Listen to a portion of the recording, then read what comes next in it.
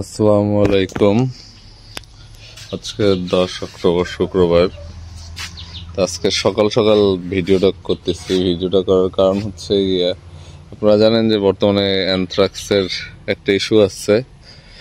তো এই ইস্যুর কারণে আসলে আমাদেরও এই গরুর মাংস খাওয়া হচ্ছে না। আমি জানি সবারই একই অবস্থা। তো আজকে আমরা খামারে হচ্ছে একটা গরু জবাই দিচ্ছি, যে ফ্রেন্ডস অ্যান্ড ফ্যামিলি মিলে করার জন্য। রাতেবেলা ছিলাম এখানে, খামারেই ছিলাম রাত্রে। এখন হচ্ছে যে সকালবেলা উঠে সবকিছু ঠিকঠাক করা হলো।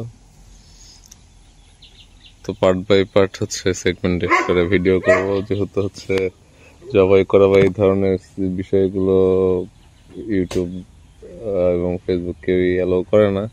তো এই পার্টটুকু আমরা স্কিপ করে যাবো।